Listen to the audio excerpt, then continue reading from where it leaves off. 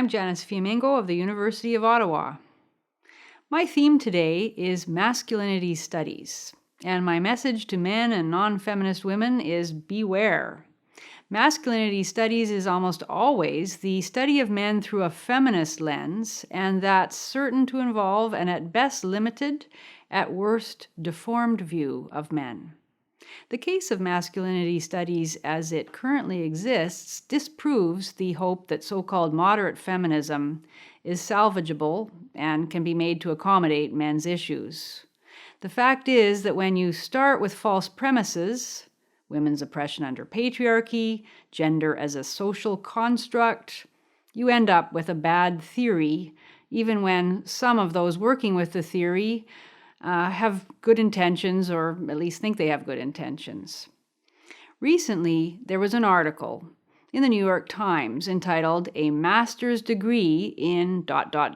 Masculinity." It's a long article, fairly positive, about the role of a professor named Michael Kimmel in the development of masculinity studies. Kimmel is the author of, among many other books, Manhood in America, A Cultural History, Guyland, The Perilous World Where Boys Become Men, and Angry White Men. The latter a book in which he takes pains to disassociate himself from and belittle the men's rights movement. Now, Kimmel is a superstar in the sphere of high-powered, socially acceptable discussions of gender. He lectures all over the place, he liaises with government ministries, and he was the first man to deliver the International Women's Day lecture at the European Parliament. He's beloved by big-time activists like Jane Fonda and Gloria Steinem, and when we read about his version of masculinity studies, we can understand why. What does it mean to be a man today, according to Michael Kimmel and his feminist friends? Well, according to the New York Times article, men are in crisis, which is pretty strong language and a marked contrast to the standard emphasis of feminists on male privilege. But unfortunately, the list of what constitutes this crisis is not very helpful. Here it is, in part: mental illness, suicide, terrorism, rape, mass shootings, jetliner crashes, and young black men being killed by the police. Well, that list really jumbles together a lot of different kinds of crisis, some of it, terrorism, rape, and mass shootings, for example, focusing much more on men as perpetrators of violence than as victims of structural social inequity. So we've got a big problem right there. But at least the article and Kimmel's work seems to be addressing the fact that men have some issues worth taking seriously. Unfortunately, the rest of the article makes it clear that masculinity studies, as Michael Kimmel has developed it at Stony Brook University, where he founded a Center for the Study of Men and Masculinities, is really classic man-blaming feminism, but with a more exclusive focus on masculinity as a problem needing to be fixed. Yes, the article actually comes out and says, presumably with Kimmel's endorsement, that men are the source of most of the world's problems. Here's the quotation. "If we had a better understanding of men, scholars wonder, how many of the world's ills could we solve, or at least attempt to?" Well, that quotation tells us probably all we need to know about these so-called studies. But let's look at how it gets there. The article begins with a cameo of discussion about the differences between the phrase good man and real man. Kimmel gets some men and women together and asks them to tell what they think when they hear those phrases, good man and real man. Not surprisingly, they have different associations with these phrases, just as they would if the phrases were good woman and real woman. The discussion leads Kimmel to proclaim that American men are confused about what it means to be a man. Well, wait a minute.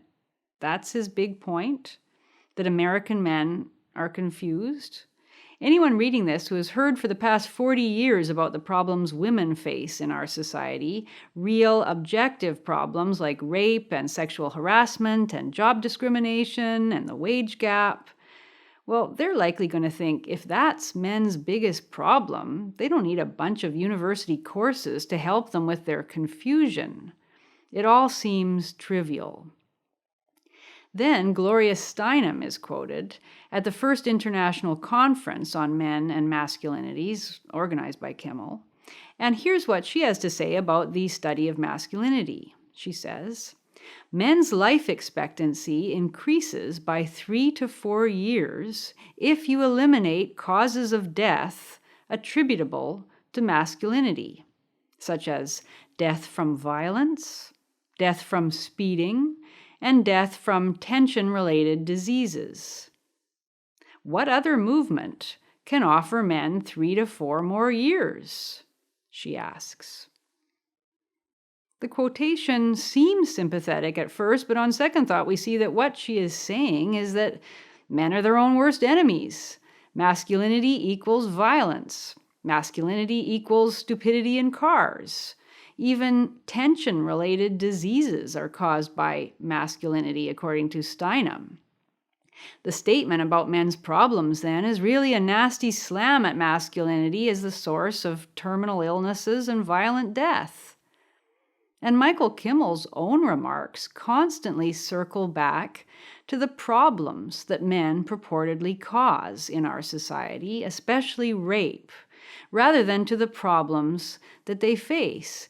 In fact, rape as a problem of men that needs to be cured is mentioned no less than 4 times in the article, once as sexual assault. And a great deal of the discussion about masculinity places a high priority on men becoming more like the ideal partners, fathers, and political allies that feminists have always said they need to be, by, for example, taking their fair share in housework and child-rearing. The closer we read, the more it seems that Kimmel's whole message is that the male failure to realize that feminism is good for men too is the main source of men's problems today. The article has not a word to say about any of the structural problems that men encounter in society. Their lack of equality before the law when it comes to criminal sentencing, for example, the fact that men receive higher sentences for the exact same crimes as women, the bias against men in family court, their lack of reproductive rights, the lack of funding for research on male diseases, the lack of due process in cases of claimed rape and sexual harassment, and so on. Michael Kimmel says not a word about any of these. He's too busy making nice with his feminist colleagues and telling men that they're the problem. Well, if masculinity studies won't look honestly and comprehensively at the systemic problems that men face, the problems that men themselves are identifying as factors behind mental illness, incarceration rates, and skyrocketing male suicide, and if it won't own up to the role of feminist thought and activism in contributing to those problems, then I, for one, don't believe that it can be a positive force in the analysis of men's lives. It's a funny kind of advocacy for men that tells men to get with the feminist program and own up to their role as the source of world evil. And I would counsel any man I know to avoid it like the plague.